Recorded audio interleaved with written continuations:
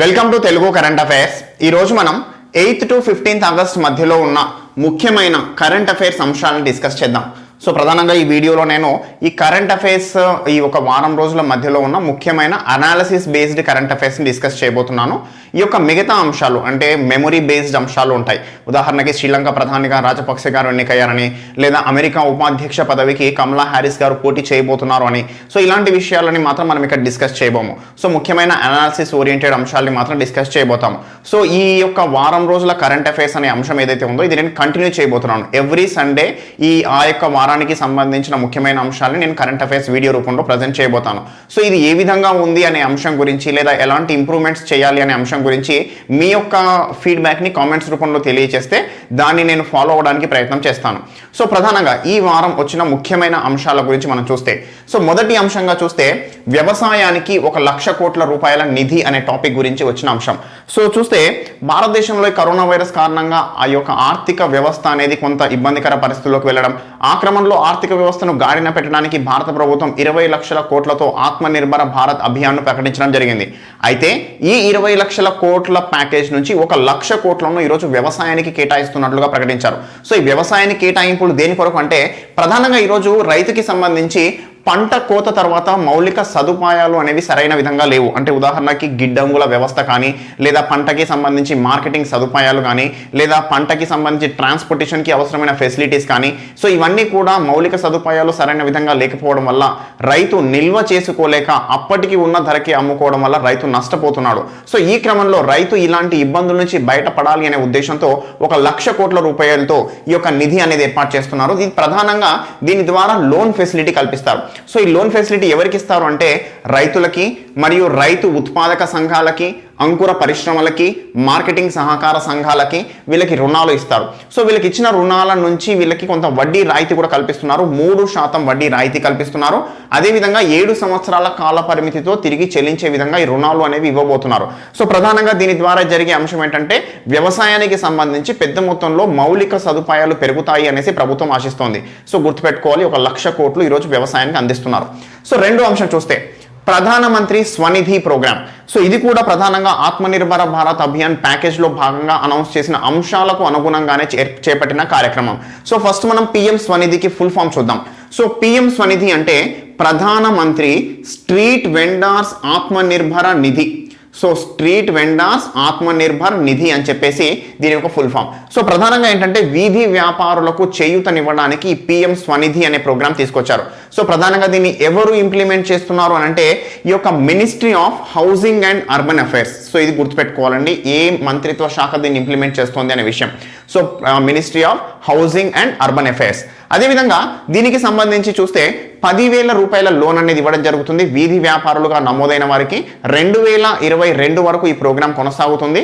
అదేవిధంగా ఈ 10,000 రూపాయల లోన్కి సంబంధించి వీళ్ళు కనుక 1 సంవత్సరం లోపు చెల్లిస్తే వాళ్ళకి వడ్డీలో 7% రాయితీ అనేది ఇవ్వబడుతుంది.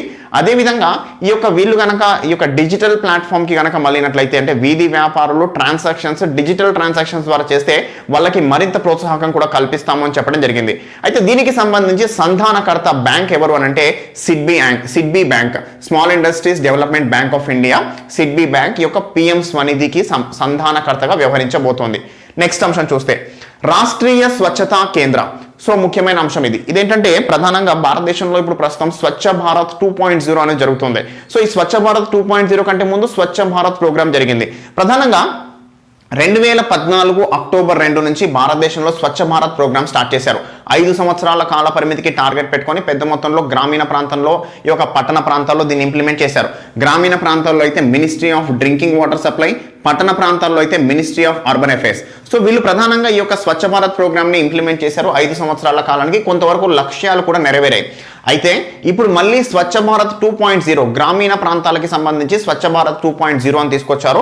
ఈ స్వచ్ఛ భారత్ 2.0 ఏంటంటే ఓపెన్ డెఫికేషన్ ఫ్రీ మరియు సాలిడ్ మరియు లిక్విడ్ వేస్ట్ మేనేజ్మెంట్ గురించి ఈరోజు, అంటే బహిరంగ మల విసర్జన లేకుండా ఉండే విధంగా అందరూ మరుగుదొడ్లు నిర్మించుకోవాలని, అదేవిధంగా solid and liquid waste management ప్రధాన ఉద్దేశాలతో ఈ స్వచ్ఛ భారత్ 2.0 అని జరగబోతోంది. సో దీనికి సంబంధించి చూస్తే 2020-21 నుంచి 24-25 మధ్యలో 52,000 కోట్లు దీనికి కేటాయింపులు కూడా చేయబోతున్నామని, సంవత్సరానికి కొద్ది మొత్తంలో కేటాయింపులు చేస్తామని చెప్పేసి కూడా అనౌన్స్ చేయడం జరిగింది. అయితే ఈ అంశాల గురించి ఈ రోజు మనం చూస్తే రాష్ట్రీయ స్వచ్ఛతా కేంద్ర అని అనౌన్స్ చేశారు ప్రైమ్ మినిస్టర్ గారు. సో ఆగస్టు 8 క్విట్ ఇండియా దినోత్సవం సందర్భంగా మహాత్మా గాంధీ గారి బాపుకి సంబంధించిన రాజ్ ఘాట్ అని ఉంటుంది ఢిల్లీలో. సో ఈ యొక్క రాజ్ ఘాట్ ప్రాంతంలో భవిష్యత్ తరాల వారికి స్వచ్ఛ భారత్ పై అవగాహన కల్పించడానికి సత్యాగ్రహ టు స్వచ్ఛాగ్రహ, అంటే ఈ యొక్క క్విట్ ఇండియా సమయంలో ఆ సమయంలో చేసిన సత్యాగ్రహ ఉద్యమం, సత్యాగ్రహ నుంచి ఈరోజు స్వచ్ఛాగ్రహ వరకు ఎంత పెద్ద మొత్తంలో మనం మార్పులు చేపట్టాము అనే విషయాల గురించి అవగాహన వచ్చేలా ఆడియో విజువల్స్ అనేవి ప్రజెంట్ చేయబోతున్నారు ఈ రాష్ట్రీయ స్వచ్ఛతా కేంద్ర దగ్గర. సో దీని గురించి అని చెప్పేసి రాష్ట్రీయ స్వచ్ఛతా కేంద్ర అనేది స్టార్ట్ చేశారు. సో ప్రధానంగా దీని గురించి మన క్వశ్చన్ కూడా ఫ్రేమ్ అయ్యే అవకాశం ఉంది.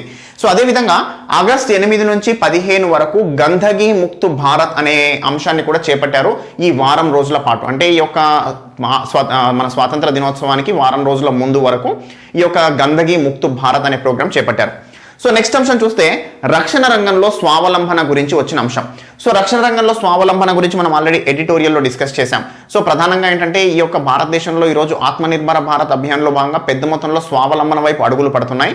ఆ స్వావలంబన అనేది రక్షణ రంగంలో కూడా రావాలి అని చెప్పేసి ఈ రోజు ప్రభుత్వం కొన్ని నిర్ణయాలు తీసుకుంది. సో దానికి సంబంధించి చూస్తే రక్షణ ఉత్పత్తులు మరియు ఎగుమతుల అభివృద్ధి విధాన ముసాయిదాను రిలీజ్ చేశారు ప్రభుత్వం. సో దాంట్లో చెప్పిన ఒక అంశం ఏంటంటే 2025 సంవత్సరం నాటికి 1.75 లక్షల కోట్ల టర్న్ ఓవర్ అనేది దేశం లోపల జరగాలి. అంటే రక్షణ రంగ ఉత్పత్తులకి సంబంధించి దేశంలో మొత్తం జరగాల్సిన ఎంత అంటే 1.75 లక్షల కోట్లు. అదేవిధంగా మన ఎగుమతులు 35,000 కోట్లకు చేరుకోవాలి అనేసి లక్ష్యం పెట్టుకున్నాం. సో ప్రధానంగా ప్రస్తుతం ఎంత ఉందంటే దాదాపు ఒక 17,000-18,000 కోట్లు ఉంది మన ఎగుమతులు. సో దాన్ని ఆల్మోస్ట్ డబుల్ చేసుకోవాలి 4 సంవత్సరాల కాలంలో లక్ష్యం పెట్టుకున్నాం. అంతేకాకుండా ప్రభుత్వం ఈరోజు చేసిన ఇంకొక అంశం ఏంటంటే 101 డిఫరెంట్ రక్షణ ఉత్పత్తుల్ని మనం దిగుమతి చేసి కూడా నిలిపివేయాలని ఒక నిర్ణయం తీసుకుంది.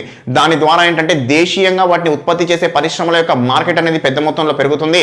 రాబోయే 4-5 సంవత్సరాల కాలంలో దేశంలో 4 లక్షల కోట్ల దేశీయ మార్కెట్ అనేది, నూతన మార్కెట్ అనేది స్టార్ట్ అవబోతుంది అని చెప్పేసి ప్రభుత్వం ఆశిస్తోంది. సో దీనికి సంబంధించి 101 డిఫరెంట్ రక్షణ ఉత్పత్తుల్ని ఈరోజు మీన్స్ ఫేజ్ వైజ్ గా నిలిపివేస్తాము అని చెప్పేసి చెప్పారు.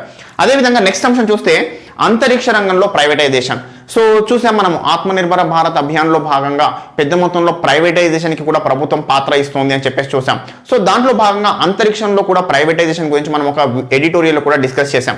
సో ఈ అంతరిక్షంలో ప్రైవేటైజేషన్ ఏంటంటే ఈ రోజు అంతరిక్ష రంగానికి సంబంధించి ఇస్రో, భారతదేశంలో అంతరిక్ష రంగానికి సంబంధించి ఈ యొక్క ఇస్రో నిర్వహిస్తోంది. సో ఈ ఇస్రోతో పాటుగా ఈ రోజు ప్రైవేట్ రంగానికి కూడా కొన్ని అవకాశాలు కల్పించాలి అనే ఉద్దేశంతో ఈ రోజు అంతరిక్ష రంగంలోకి ప్రైవేట్కి పర్మిట్ చేశారు. ఏ విధంగా అంటే ఇస్రో యొక్క ఫెసిలిటీస్ ఏవైతే ఉంటాయో వాటిని ప్రైవేట్ వారు ఉపయోగించుకునే విధంగా ఈరోజు మార్పులు చేపట్టారు. సో దానికి సంబంధించి చూస్తే 2019 సంవత్సరంలో న్యూ స్పేస్ ఇండియా లిమిటెడ్ అనేది స్టార్ట్ చేశారు. సో ప్రధానంగా ఇస్రో యొక్క వాణిజ్య విభాగం ఇది. అంటే ఇస్రోలో ప్రైవేట్ వ్యక్తులు ఎవరైనా తమ యొక్క ఉపగ్రహాలని ప్రయోగించాలి అనుకుంటే ఈ న్యూ స్పేస్ ఇండియాని కాంటాక్ట్ అవ్వాలి. ఇంతకుముందు ఏముండేది, యాంట్రిక్స్ కార్పొరేషన్ అని ఉండేది. ఇస్రోకి సంబంధించిన వాణిజ్య విభాగం అంటే యాంట్రిక్స్ కార్పొరేషన్ అని చూసేవాళ్ళం బుక్స్లో.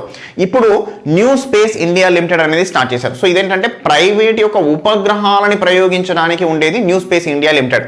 కానీ ప్రైవేట్ వారు వచ్చి ఇస్రో యొక్క ఫెసిలిటీస్ని ఉపయోగించుకోవడానికి ఇప్పుడు కొత్తగా స్టార్ట్ చేసింది ఏంటంటే ఇన్ స్పేస్.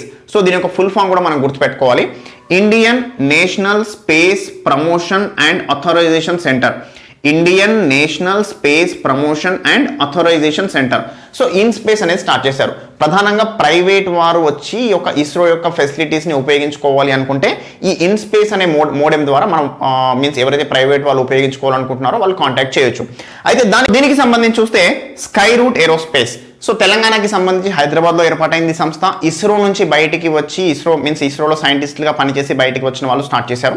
సో ప్రధానంగా వీళ్ళ లక్ష్యం ఏంటంటే ఒక స్పేస్ వెహికల్ని తయారు చేయడం. సో దానికి సంబంధించి మొదటి సక్సెస్ఫుల్ టెస్ట్ ట్రయల్ అనేది కంప్లీట్ అయింది ఇప్పుడు. సో ఈ క్రమంలో వాళ్ళు దానికి పెట్టిన పేరు ఏంటంటే విక్రమ్-1. సో ఈ లాంచ్ వెహికల్కి వాళ్ళు ఇచ్చిన పేరు ఏంటంటే విక్రమ్-1. అదేవిధంగా ఆ యొక్క స్పేస్ వెహికల్లో ఉపయోగిస్తున్న ఇంజన్కి ఇచ్చిన పేరు ఏంటంటే రామన్. సో ముఖ్యంగా సివి రామన్ గారిని గుర్తు చేసేలా రామన్ ఇంజన్, అదేవిధంగా విక్రమ్ సారాభాయిని గుర్తు చేసేలా విక్రమ్-1 ఆ లాంచ్ వెహికల్కి ఇచ్చిన పేరు. సో ఇదే క్రమంలో చూస్తే ప్రపంచవ్యాప్తంగా కూడా ఈరోజు అమెరికాలో నాసాకి పోటీగా ఈరోజు అమెరికాలో స్పేస్ ఎక్స్ అనే కంపెనీ అనేది ముందుకు వచ్చింది. సో ఈరోజు ప్రధానంగా నాసాకి సంబంధించిన ఉపగ్రహాలను కూడా ప్రయోగించే లెవెల్లో ఉంది ఈరోజు space X company Elon Musk గారిది. సో అదే విధంగా భారతదేశంలో కూడా ప్రైవేటైజేషన్కి పాత్ర ఇవ్వడం వల్ల పెద్ద మొత్తంలో ఈ ఒక అంతరిక్ష ప్రయోగాల పాత్ర పెరుగుతుంది అని చెప్పేసి ఈరోజు ప్రభుత్వం భావిస్తోంది అని చెప్తున్నారు. సో ఇంకా నెక్స్ట్ అంశాలు చూస్తే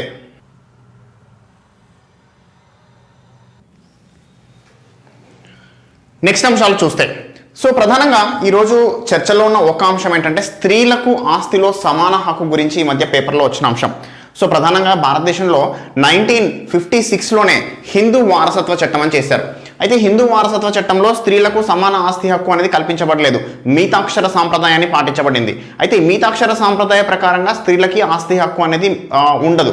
సో ఏంటంటే తాత ఆస్తి మనవళ్ళకి అనే పేరుతో ఉంటుంది. సో ఈ క్రమంలో ఏంటంటే దానిపై పెద్ద మొత్తంలో చర్చ జరిగింది. కొన్ని రాష్ట్రాలు మాత్రం ఈ యొక్క స్త్రీలకు ఆస్తి హక్కు కల్పించాయి, కానీ కొన్ని మిగతా రాష్ట్రాల్లో ఇది లేదు. సో ఈ క్రమంలో ఏంటంటే 2005 సంవత్సరంలో ఈ యొక్క హిందూ వారసత్వ చట్టానికి సవరణ చేశారు. ఈ సవరణలో చెప్పిన అంశం ఏంటంటే స్త్రీలకి కూడా సమానమైన ఆస్తి హక్కు ఉంటుంది అని చెప్పారు. అంతే తప్ప అది రెట్రోస్పెక్టివ్, అంటే ఈ యొక్క మనం చదువుతాం పాలిటీలో ఏదైతే చట్టం చేస్తారో సివిల్ చట్టాల్లో అయితే ప్రాస్పెక్టివ్ ప్లస్ రెట్రోస్పెక్టివ్, అంటే ముందుకి వర్తిస్తాయి, అంతకు వెనకకు ఉన్న అంశాలకు కూడా వర్తిస్తాయి. కానీ క్రిమినల్ చట్టాలు మాత్రం ముందుకి మాత్రమే వర్తిస్తాయి, అంటే చేసిన దాని తర్వాత నుంచి మాత్రమే వర్తిస్తాయని. అయితే ఈ క్రమంలో ఈ యొక్క అంశము సివిల్ అంశం, కానీ దానిపై అది రెట్రోస్పెక్టివ్, అంటే 2005 కంటే వెనకకి ఉన్న కేసులకు కూడా ఇది వర్తిస్తుందా అనే విషయంపై క్లారిటీ లేదు.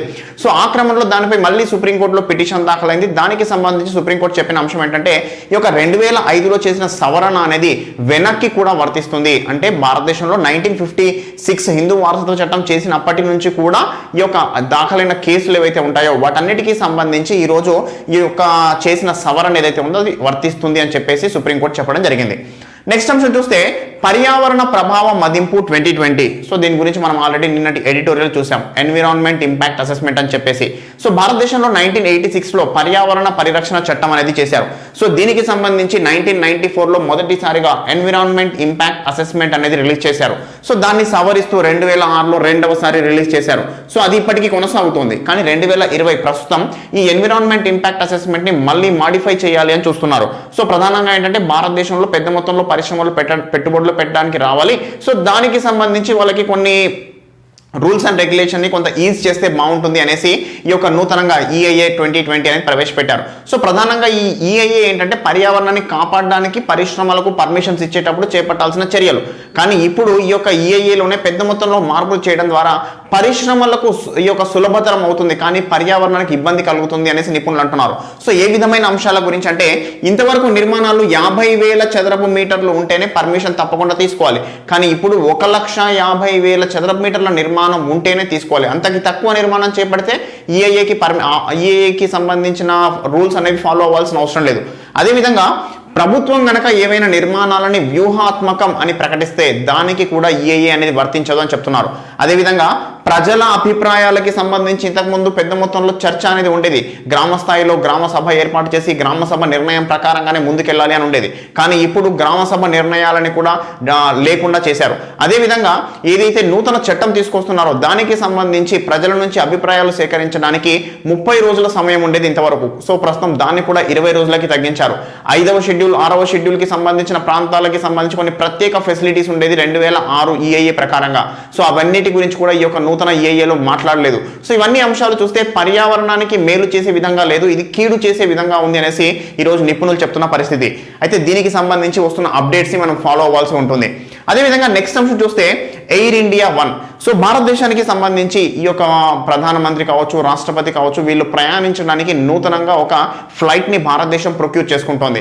ఈ యొక్క అమెరికాకి చెందిన బోయింగ్ అనే కంపెనీ నుంచి 777 అనే విమానాన్ని తీసుకుంటున్నారు. దీనికి సంబంధించి పెట్టిన పేరు ఏంటంటే ఎయిర్ ఇండియా 1. సో అమెరికాకి సంబంధించిన ప్రెసిడెంట్కి సంబంధించి వాళ్ళు ట్రావెల్ చేసే విమానం పేరు ఏంటంటే Air Force 1. So Air Force 1 అమెరికాది, ఎయిర్ ఇండియా 1 ఇండియాది. సో దీన్ని ఎవరు తయారు చేశారంటే బోయింగ్ కంపెనీ తయారు చేసింది. దీంట్లో అత్యాధునిక కమ్యూనికేషన్ టెక్నాలజీని వినియోగించారు.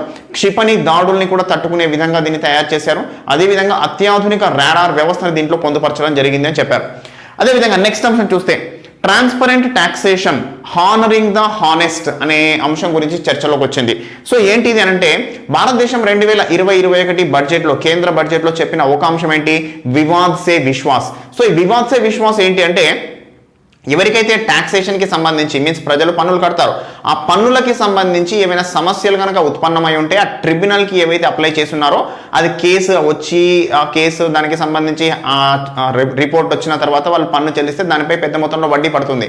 సో ఆ విధంగా కాకుండా వీళ్ళు మధ్యవర్తిత్వం ద్వారా ఆ కేసుని కనుక క్లియర్ చేయించుకుంటే దానికి సంబంధించి వడ్డీ కూడా చెల్లించాల్సిన అవసరం లేకుండా ఈ యొక్క వాళ్ళకి సంబంధించిన కేసెస్ అని కూడా క్లోజ్ అయ్యేటట్లు, వాళ్ళకి సంబంధించిన టాక్సేషన్కి సంబంధించిన ఇష్యూస్ అని కూడా క్లియర్ అయ్యేట్టు ఈ వివాద్ సే విశ్వాస్ అనేది చెప్తోంది. అయితే దానికి సంబంధించి ఇదే పన్నుకి సంబంధించి ఈరోజు తెస్తున్న ఇంకొక సంస్కరణ ఏంటంటే ఫేస్లెస్ అప్పీల్ మరియు ఫేస్లెస్ అసెస్మెంట్. అంటే ఇంతకుముందు ఏదైనా సమస్య వస్తే ఆఫీస్కి వెళ్ళి అప్లై చేసుకొని దానికి సంబంధించి విచారణ ఇవన్నీ కూడా జరిగేవి. సో కానీ దానికి ఇప్పుడు ప్రస్తుతం చేస్తున్న సవరణ ఏంటంటే ఆఫీస్కి వెళ్ళాల్సిన అవసరం లేకుండా ఆన్లైన్ నుంచే డైరెక్ట్గా అప్లై చేసుకోవడం, దానికి సంబంధించిన విచారణ ఇవన్నీ కూడా ఆన్లైన్ ద్వారానే జరగడం. అదేవిధంగా రిఫండ్ని వేగవంతంగా ప్రాసెస్ చేయడం. సో ఎవరైతే ట్యాక్స్ అనేది కొద్దిగా ఎక్కువ మొత్తంలో చెల్లిస్తారో వాళ్ళు రిఫండ్ రావడానికి 2 నుంచి 3 నెలల సమయం పట్టేది ఈ రిఫండ్ అనేది వేగవంతంగా ప్రాసెస్ చేయడం. సో ఈ విధంగా పన్నుకి సంబంధించి కొన్ని సంస్కరణలు అనేది తీసుకొస్తోంది కేంద్ర ప్రభుత్వం అని చెప్పడం ఇక్కడ ఉద్దేశం. సో ఈ యొక్క స్టేట్మెంట్ అనేది గుర్తుపెట్టుకోవాలి, transparent taxation honouring the honest అనేసి. అదేవిధంగా నెక్స్ట్ అంశం చూస్తే చంద్రయాన్ 2కి సంబంధించి వచ్చిన అంశం. సో భారతదేశం పెద్ద మొత్తంలో ఒక చంద్రయాన్ 2ని లాంచ్ చేసింది. ఆ లాంచ్ చేసిన చంద్రయాన్ 2 యాక్చువల్గా కంప్లీట్ సక్సెస్ కాలేదు. సో చంద్రయాన్ 2 ఆర్బిటర్ నుంచి విడిపోయి ల్యాండర్ రోవర్ చంద్రుని పైన దిగి చంద్రుని పైన పరిశోధన జరపాలి. కానీ ల్యాండర్ ఏదైతే ఉందో అది సరిగిన విధంగా ల్యాండ్ అవ్వకపోవడం వల్ల ఆ ఒక్క అంశం మాత్రమే ఫెయిల్ అయింది. కానీ చంద్రయాన్ 2లో 98% మిగతా అంశాలన్నీ కూడా సక్సెస్ అని చెప్పేసి ఇస్రో వాళ్ళు అనౌన్స్ చేశారు. సో దానికి సంబంధించి వచ్చిన ఒక న్యూస్ ఏంటంటే ఈ రోజు చంద్రయాన్ 2కి సంబంధించి టెరైన్ మ్యాపింగ్ కెమెరా అనేది ఈ చంద్రయాన్ 2లో ఇన్స్టాల్ చేశారు. సో చంద్రుని పైన ఉపరితలాన్ని అత్యంత తీక్షణంగా ఫోటోస్ తీయగలిగే కెపాసిటీ ఉంది ఈ యొక్క టీఎంసీకి. సో ఈ టీఎంసీ ద్వారా తీసిన ఫోటోలు ఏంటంటే అక్కడ కొత్త బిలం అనేది ఐడెంటిఫై చేశారు. యాక్చువల్గా చంద్రుని పైన మొత్తం లోయలు ఎక్కువగా ఉంటాయి, బిలాలు ఎక్కువగా ఉంటాయి. సో ఈ బిలాల్లో ఇది ఒక కొత్త నూతన బిలాన్ని ఐడెంటిఫై చేసింది. దానికి సంబంధించి పెట్టిన పేరు ఏంటంటే సారాభాయ్ బిలం. సో సారాభాయ్ బిలం ఎక్కడ అనంటే చంద్రుని పైన మన చంద్రయాన్ 2 ఐడెంటిఫై చేసింది అనేసి. ఇంకో అంశం చూస్తే మనోదర్పణ్ యాప్. సో ఏంటి మనోదర్పణ్ యాప్ అంటే భారతదేశంలో ఈరోజు కరోనా వైరస్ కారణంగా పెద్ద మొత్తంలో యువత డిప్రెషన్లోకి వెళ్ళిపోతున్నారు. ఈ డిప్రెషన్ నుంచి యువతని కాపాడాలి అంటే వాళ్ళకి కొద్దిగా కౌన్సిలింగ్ అవసరం కాబట్టి ఆ కౌన్సిలింగ్ ఇవ్వడానికి ఆన్లైన్ వేదిక ఏంటంటే మనోదర్పణ్. సో ఈ మనోదర్పణ్ యాప్ని కేంద్ర ప్రభుత్వం లాంచ్ చేసింది. యువతకి సంబంధించి ఎవరైనా డిప్రెషన్కి కరోనా వైరస్ కారణంగా వచ్చిన సమస్యల వల్ల డిప్రెషన్లో ఉంటే వాళ్ళకి కౌన్సిల్ చేయడానికి మనోదర్పణ్ యాప్ అనేది ఉపయోగిస్తారు. నెక్స్ట్ ఇంకో అంశం చూస్తే Atmanirbhar Bharat app innovation challenge అనేసి వచ్చిన న్యూస్. సో దీనికి సంబంధించి చూస్తే భారతదేశం చైనాతో ఉన్న విభేదాల కారణంగా చైనాకి సంబంధించిన దాదాపు 59 యాప్స్. సో చైనాకి సంబంధించిన 59 యాప్స్ని ముందు బ్యాన్ చేసింది. దాని తర్వాత రెండో విడతలో ఇంకో 47 యాప్స్ని కూడా బ్యాన్ చేసింది. బ్యాన్ చేయడమే కాకుండా దేశీయంగా వాటికి ప్రత్యామ్నాయాలను డెవలప్ చేసుకోవాలి అనేసి ప్రయత్నాలు జరిగాయి. సో ఈ ప్రయత్నాలకి భాగంగా ఈ యొక్క యాప్ ఇన్నోవేషన్ ఛాలెంజ్ అనేది తీసుకొచ్చారు. సో దీంట్లో ఏంటంటే దేశవ్యాప్తంగా ఉన్న యువత కానీ ఎవరైతే ఈ యొక్క ఫీల్డ్లో ఉన్నారో వాళ్ళు కనుక యాప్ డెవలప్ చేసి ప్రజెంట్ చేయగలిగితే దానికి ఆ యాప్కి కనుక రికగ్నిషన్ వస్తే వాళ్ళకి పెద్ద మొత్తంలో ప్రైజ్ మనీ కూడా ఇస్తారు దానికి సంబంధించి పూర్తి స్థాయిలో కంప్లీట్ చేయడానికి. సో ఈ క్రమంలో 20 లక్షల రూపాయలు సపోర్ట్ ఇస్తామని కూడా చెప్పారు ఎవరైతే ఈ యొక్క యాప్ ఛాలెంజ్లో విన్ అవుతారో వాళ్ళకి సంబంధించి. సో ఈ క్రమంలో పెట్టిన యాప్ ఛాలెంజ్లో ఈరోజు 24 మంది ఈరోజు సెలెక్ట్ అవ్వడం జరిగింది. 8 డిఫరెంట్ రంగాలకి సంబంధించి 24 డిఫరెంట్ యాప్స్ అనేవి సెలెక్ట్ అవ్వడం జరిగింది అని చెప్పేసి చెప్తున్నారు. అదేవిధంగా ఈ సంజీవని ప్లాట్ఫామ్.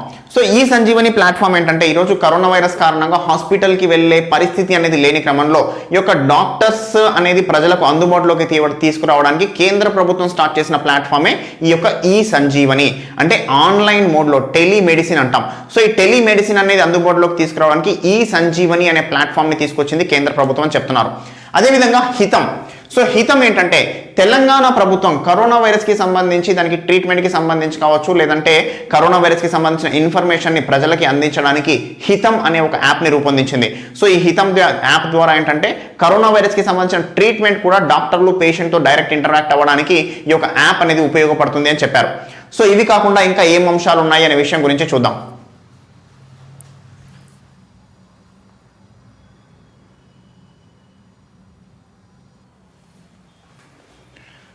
నెక్స్ట్ ఇంకా ఏం అంశాలు ఉన్నాయో చూస్తే ప్రస్తుతం భారతదేశంలో ఆర్థిక వ్యవస్థ అనేది గాడిన పడడానికి మాజీ ప్రధానమంత్రి మన్మోహన్ సింగ్ గారు ఒక 3 సూత్రాలు చెప్పారు.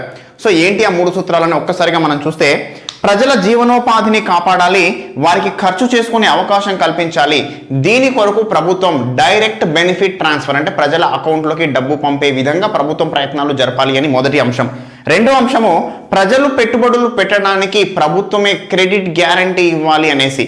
ఇక మూడో అంశము, ఆర్బీఐ, సెబీ వంటి సంస్థలు ఏవైతే ఉన్నాయో వాటి యొక్క స్వయం నిర్ణయాధికారం కాపాడుకునే విధంగా ఉండాలి, ప్రభుత్వం వాటిలో జోక్యం చేసుకోకూడదు, అప్పుడు మాత్రమే భారతదేశ ఆర్థిక వ్యవస్థ ఈజీగా గాడిలో పడుతుంది అనేసి ఈ యొక్క మన్మోహన్ సింగ్ గారు చెప్పిన 3 సూత్రాల గురించి. ఇక నెక్స్ట్ చూస్తే ఒక 4 డేస్ గురించి ఇక్కడ మనం ముఖ్యంగా చూడాలి. జనరల్గా మనకి డేస్ ఏవైతే ఉంటాయో అన్ని గుర్తుపెట్టుకోవాల్సిన అవసరం లేదు, కానీ కొన్ని చారిత్రక ఇంపార్టెన్స్ కలిగిన డేస్ ఉంటాయి, వాటిని మాత్రం మనం గుర్తుపెట్టుకోవాలి. అదేవిధంగా ప్రస్తుతం చర్చలో ఉన్న అంశాలు ఏవైనా ఉంటే వాటికి సంబంధించిన డేట్స్ గుర్తుపెట్టుకోవాలి. ఎందుకు ఈ అంశాన్ని డిస్కస్ చేయాలనే విషయం కూడా నేను చెప్తాను ఇక్కడ. సో ప్రధానంగా ఆగస్టు 7th జాతీయ చేనేత దినోత్సవం అని జరుపుకుంటాం మనం. సో ఆగస్టు 7వ తారీఖుని జాతీయ చేనేత దినోత్సవం అని జరుపుకుంటాం. ఎందుకు జరుపుకుంటాం ఆగస్టు 7th అంటే 1905లో భారతదేశంలో స్వదేశీ ఉద్యమం అనేది జరుగుతోంది. ఈ స్వదేశీ ఉద్యమానికి సంబంధించి విదేశీ వస్తు బహిష్కరణ అనేది ఇచ్చారు, ఆ యొక్క నినాదం ఇచ్చింది ఆగస్టు 7th రోజు. సో అందువల్లే 2015 సంవత్సరం నుంచి ఈ నినాదం ఇచ్చిన డేట్ రోజుని జాతీయ చేనేత దినోత్సవంగా జరుపుకుంటున్నాం మనం. సో ఈ జాతీయ చేనేత దినోత్సవానికి సంబంధించి చూస్తే ప్రభుత్వం కూడా నేషనల్ హ్యాండ్లూమ్ స్కీమ్ అనేది తీసుకొస్తోంది, దీనికి సంబంధించి విధి విధానాన్ని ప్రకటించబోతున్నారు అని చెప్పారు. అదేవిధంగా నేత పరిశ్రమకి సంబంధించి మై హ్యాండ్లూమ్ అనే ఒక యాప్ కూడా రూపొందిస్తున్నారు అనేసి చెప్పారు. సో నెక్స్ట్ ఆగస్ట్ 8th గురించి చూస్తే, ఆగస్ట్ 8th క్విట్ ఇండియా ఉద్యమం 1942లో ఆగస్ట్ 8th రోజు గాంధీ గారు డూ ఆర్ డై అనే నినాదం ఇచ్చి క్విట్ ఇండియా అన్నారు.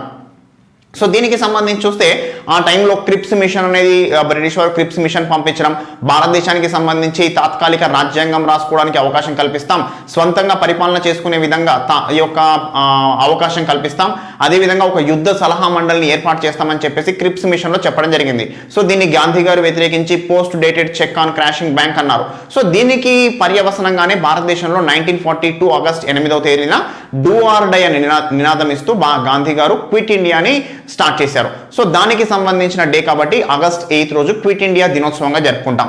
అదేవిధంగా ఆగస్ట్ 9th కి సంబంధించి చూస్తే ఐక్యరాజ్య సమితి ప్రపంచ ఆదివాసీ హక్కుల దినోత్సవాన్ని నిర్వహిస్తుంది. సో ఇప్పుడు ఎందుకు వచ్చింది ఇంపార్టెన్స్ అని అంటే 2019 సంవత్సరాన్ని ఐక్యరాజ్య సమితి ఆదివాసీ భాషా సంవత్సరంగా ప్రకటించింది. అదేవిధంగా 2022 నుంచి 32 మధ్య దశాబ్దాన్ని ఆదివాసీ భాషల దశాబ్దంగా ప్రకటించింది. సో ఈ 2 అంశాలు ప్రస్తుతము ఉండే అంశాలు కాబట్టి ఈ యొక్క డేని కూడా కొద్దిగా గుర్తుపెట్టుకునే ప్రయత్నం చేయాలి. అదేవిధంగా ఆగస్ట్ 12th కి సంబంధించి చూస్తే ప్రపంచ ఏనుగుల దినోత్సవం ఎందుకు చర్చలోకి వచ్చిందని అంటే, ఇటీవల మనం చూసాము కేరళలో ఒక ఎలిఫెంట్ కి సంబంధించి దాని యొక్క అది తినే పండులో ఏదో పేలుడు పదార్థాలు పెట్టి ఇవ్వడం వల్ల ఎలిఫెంట్ మరణించడం అనేది జరిగింది. నీళ్ళలో ఉండి చాలా రోజుల పాటు అది మరణించిందనే విషయం కూడా మనం న్యూస్లో చూసాం. అయితే దానికి సంబంధించి ఇప్పుడు ఆ యొక్క అంశానికి సంబంధించి ఏనుగుల దినోత్సవానికి కొంత ఇంపార్టెన్స్ పెరిగింది. మ్యాన్ ఎనిమల్ కాన్ఫ్లిక్ట్ అనేది మీన్స్ మనిషికి జంతువుకి మధ్య రోజు రోజుకి సంఘర్షణ పెరుగుతోంది అనేది ఇక్కడ ప్రధాన ఉద్దేశం. సో ఈ క్రమంలో భారతదేశంలో చూస్తే 1992లో ప్రాజెక్ట్ ఎలిఫెంట్ అనే ప్రోగ్రామ్ స్టార్ట్ చేసి పెద్ద మొత్తంలో ఈ ఎలిఫెంట్ రిజర్వ్స్ అనేవి ఏర్పాటు చేశారు. ప్రస్తుతం భారతదేశంలో 32 ఎలిఫెంట్ రిజర్వ్స్ అనేవి ఉన్నాయి. సో ప్రధానంగా ఏంటంటే ఈ మ్యాన్ యానిమల్ కాన్ఫ్లిక్ట్ వల్ల ప్రతి సంవత్సరం యావరేజ్ గా ఒక 100 వరకు ఏనుగులు చనిపోతున్నాయి, అదేవిధంగా 500 వరకు మనుషులు కూడా చనిపోతున్నారు. సో ఇలాంటి అంశాలని నివారించాలంటే ప్రధానంగా ఏంటంటే మ్యాన్ యానిమల్ కాన్ఫ్లిక్ట్ ని నివారించాలంటే మానవులు యొక్క ఎలిఫెంట్ రిజర్వ్స్ కి సంబంధించిన ఏరియాలోకి ఎంటర్ అవ్వకూడదు, ఆ ఏరియాలో అడవుల్ని కాపాడాలి. ఇవన్నీ అంశాలు చేపట్టినప్పుడే ఈ యొక్క మనిషికి జంతువుకి మధ్య ఉండే సంఘర్షణ అనేది తగ్గుతుంది అని చెప్పేసి చెప్పడం జరిగింది. సో ఇవి కాకుండా ఇంకా ఏం అంశాలు ఉన్నాయనేసి చూద్దాం.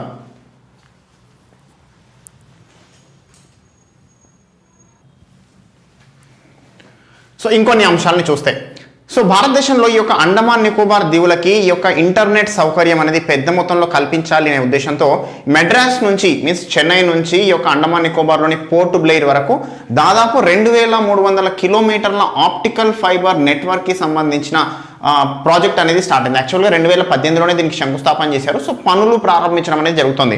పూర్తిగా సముద్ర అంతర్భాగంలో ఆప్టికల్ ఫైబర్ కేబుల్స్ ద్వారా ఈ కమ్యూనికేషన్ అనేది ఎస్టాబ్లిష్ చేయబోతున్నారు. సో ప్రధానంగా ఏంటంటే ప్రపంచంలో మిగతా ప్రాంతాల్లో ఏ విధంగా అయితే అంతర్జాల సౌకర్యం, వేగవంతమైన అంతర్జాల సౌకర్యం ఉందో అదే విధంగా అండమాన్ నికోబార్ దీవుల్లో కూడా ఈ పెద్ద మొత్తంలో ఉండాలి అని. సో ప్రధానంగా ఏంటంటే ఇటు చైనా నుంచి ఈ యొక్క తూర్పు చైనా సముద్రం కావచ్చు, హిందూ మహాసముద్రంలో వస్తున్న సమస్యలను ఎదుర్కోవడానికి భారతదేశం అండమాన్ నికోబార్ దీవుల్లో పెద్ద మొత్తంలో ఈ యొక్క మౌలిక వసతులు పెంచుతోంది. సో అందులో భాగంగానే ఈ యొక్క ఆప్టికల్ ఫైబర్ నెట్వర్క్ ద్వారా అంతర్జాల సేవలు పెంచి కమ్యూనికేషన్ని పెంచుకోవాలనేది ప్రధాన ఉద్దేశంగా ఇక్కడ చెప్తున్నారు. అదేవిధంగా చూస్తే మహారాష్ట్రకి సంబంధించి ఒక ముఖ్యమైన అంశం వచ్చింది, రాష్ట్ర మడ వృక్షం. సో మహారాష్ట్ర గవర్నమెంట్ ఒక మడ వృక్షానికి, సముద్ర తీర ప్రాంతాల్లో పెరుగుతాయి మడ వృక్షాలు, సో ఈ మడ వృక్షాన్ని రాష్ట్ర మడ వృక్షంగా అనౌన్స్ చేసింది. సో దాని పేరు ఏంటంటే సొన్నేరాషియా లబా, వైట్ చిప్పి అంటారు దీన్ని. సొన్నరాషియా లభ అనేది దీని యొక్క శాస్త్రీయ నామం. ఆ యొక్క వృక్షాన్ని రాష్ట్ర మడ వృక్షంగా అనౌన్స్ చేశారు. అదేవిధంగా మహారాష్ట్ర ప్రభుత్వం గూగుల్ సంస్థతో ఈ యొక్క ఆన్లైన్ ఎడ్యుకేషన్కి సంబంధించిన ఒప్పందం కూడా చేసుకుంది అని వచ్చింది. దాని తర్వాత కోవిడ్-19కి సంబంధించిన వ్యాక్సిన్కి సంబంధించి రష్యా ఒక అనౌన్స్మెంట్ చేసింది. సో రష్యా ప్రభుత్వం ఏం చెప్పింది అంటే, మేము కోవిడ్-19కి వ్యాక్సిన్ని కనుగొన్నాం, మొదటి డోస్ మా కూతురికి ఇచ్చామని చెప్పేసి రష్యా ప్రెసిడెంట్ పుతిన్ గారు అనౌన్స్ చేయడం జరిగింది. సో ఇక్కడ చెప్తున్న అంశం ఏంటంటే, ఈరోజు WHO కావచ్చు లేదా అమెరికాకి సంబంధించిన అమెరికా కూడా కావచ్చు, ఈ యొక్క వ్యాక్సిన్ ఏదైతే ఉందో దీనిపై పూర్తి స్థాయిలో పరిశోధనలు పూర్తి కాకముందే మార్కెట్లోకి తీసుకురావడం సమంజసం కాదు అంటున్నారు. సో యాక్చువల్గా ఈ యొక్క ఒక వ్యాక్సిన్ అనేది అందుబాటులోకి రావాలంటే 3 దశల్లో పరిశోధనలు కంప్లీట్ అవ్వాలి. 3 దశల్లో ఆ యొక్క మనుషులపై ప్రయోగాలు కంప్లీట్ అవ్వాలి. అయితే ఈ ప్రయోగాల్లో 2 దశలు కంప్లీట్ అయిన తర్వాత 3వ దశ ప్రయోగాలు జరపకుండానే ఫాస్ట్ ట్రాక్ విధానంలో దాన్ని డైరెక్ట్గా మనుషులపై ప్రయోగిస్తున్నారు అని చెప్తున్నారు. సో ఇది యాక్చువల్గా సరైన విధానం కాదు అని చెప్పేసి ప్రపంచవ్యాప్తంగా నిపుణులు చెప్తున్న పరిస్థితి. ఎందుకంటే దానికి సంబంధించి పూర్తి స్థాయిలో అది ఏ విధమైన ప్రభావాలు చూపుతుందని అర్థం చేసుకోకుండానే ప్రయోగించడం వల్ల దీర్ఘకాలంలో ఇతర సమస్యలు వచ్చే అవకాశం ఉంది అనేసి నిపుణులు చెప్తున్న పరిస్థితి. అదేవిధంగా గుజరాత్ రాష్ట్రానికి సంబంధించి ఒక ముఖ్యమైన అంశం ఏంటంటే, ముఖ్యమంత్రి కిసాన్ సహాయ్ యోజన అని చెప్పేసి అనౌన్స్ చేశారు. యాక్చువల్గా మన భారతదేశంలో ప్రధాన మంత్రి ఫసల్ బీమా యోజన అని ఉంది. సో ప్రధానంగా ఈ యొక్క వ్యవసాయ రంగానికి సంబంధించి ఇన్సూరెన్స్ ప్రోగ్రామే ఫసల్ బీమా యోజన. అయితే గుజరాత్ రాష్ట్రంలో బీజేపీ గవర్నమెంట్ ఉన్నప్పటికీ కేంద్రంలో బీజేపీ గవర్నమెంట్ ప్రవేశపెట్టిన ఈ ఫసల్ బీమా యోజనను వ్యతిరేకిస్తూ వాళ్ళు స్వంతంగా ముఖ్యమంత్రి కిసాన్ సహాయ్ యోజన అని తీసుకొచ్చారు. అంటే ఈ ఫసల్ బీమా యోజనలో కొన్ని లోపాలు ఉన్నాయి, ఆ లోపాల వల్ల మేము నష్టపోతున్నాం, సో అందువరకు అని చెప్పేసి మేము స్వంతంగా ఒక ఇన్సూరెన్స్ స్కీమ్ని తీసుకురాబోతున్నాం అనేసి తీసుకొచ్చారు. సో దీనివల్ల ఏమవుతుందంటే దేశవ్యాప్తంగా ఈ ఫసల్ బీమా యోజనపై ఈరోజు చర్చ అనేది మొదలైంది. ఇప్పటికే ఫసల్ బీమా యోజనను కొన్ని రాష్ట్రాలు అమలు చేయట్లేదు. ఎందుకంటే కేంద్ర ప్రభుత్వం కొంత మొత్తంలో వాటా చెల్లిస్తుంది, ఆ ప్రీమియానికి సంబంధించి రాష్ట్రాలు కొంత వాటా చెల్లించాలి. రైతులు 1.5% 2% రైతులు చెల్లిస్తారు. రైతులు చెల్లించేది తక్కువగానే ఉంది, కానీ రాష్ట్రాలు చెల్లించాల్సిన వాటా కూడా పెరిగింది. ఇటీవల బడ్జెట్లో అది మరింత పెద్ద మొత్తంలో పెరిగింది. సో ఈ క్రమంలో ఈ అంశం గురించి కొన్ని రాష్ట్రాలు ఈ ఫసల్ బీమా యోజన అమలే చేయట్లేదు. సో ఇప్పుడు ప్రస్తుతం ఈ గుజరాత్ రాష్ట్రమే దీనికి వ్యతిరేకంగా స్వంత ఇన్సూరెన్స్ స్కీమ్ తీసుకొచ్చిన క్రమంలో దీనిపై మిగతా రాష్ట్రాలు కూడా ఏ విధంగా చర్చిస్తాయనేది చూడాలి. దాని తర్వాత artificial intelligence for agriculture innovation. So Telangana రాష్ట్ర ప్రభుత్వం వ్యవసాయ రంగానికి సంబంధించి కృత్రిమ మేధను ఉపయోగించడానికి ఒక యాప్ని తీసుకొచ్చింది. ప్రధానంగా రైతుల సమస్యలు కనుక ఈ యాప్లో కనుక మెన్షన్ చేయబడితే దానికి సంబంధించి ఇమీడియట్ రిజల్యూషన్ ఇచ్చే విధంగా ఈ ఆర్టిఫిషియల్ ఇంటెలిజెన్స్ ద్వారా దీంట్లో ప్రోగ్రామింగ్ చేశారు. సో దీనివల్ల ఏమవుతుందంటే రైతులకి మెరుగైన సదుపాయాలు అందుతాయి. అదేవిధంగా వ్యవసాయంలో వస్తున్న నూతన పోకడలు, కార్పొరేట్ ఫార్మింగ్ కావచ్చు, కోఆపరేటివ్ ఫార్మింగ్ కావచ్చు, సో ఈ విధమైన నూతన అంశాలను కూడా రైతులకి మరింత చేరువ చేయడానికి ఈ యొక్క యాప్ అనేది ఎంతగానో ఉపయోగపడుతుంది అనేసి ప్రభుత్వం చెప్తున్న పరిస్థితి. సో ఇవండి దాదాపుగా ఈ యొక్క 1 వీక్లో ముఖ్యమైన అంశాలుగా నేను కలెక్ట్ చేసిన అంశాలు. సో దీని గురించి మీ ఫీడ్బ్యాక్ అనేది తప్పకుండా తెలియచేయండి. తద్వారా నెక్స్ట్ వీక్ నుంచి నేను మరింత పెద్ద మొత్తంలో ప్రజెంట్ చేయడానికి ప్రయత్నం చేస్తాను. సో తప్పకుండా పాజిటివ్ ఫీడ్బ్యాక్ అయితే పాజిటివ్ ఫీడ్బ్యాక్, నెగటివ్ ఫీడ్బ్యాక్ ఉంటే నెగటివ్ ఇస్తే దాన్ని కరెక్ట్ చేసుకోవడానికి నేను ప్రయత్నం చేస్తాను. So thank you very much. Next week మళ్ళీ కలుస్తాను సండే.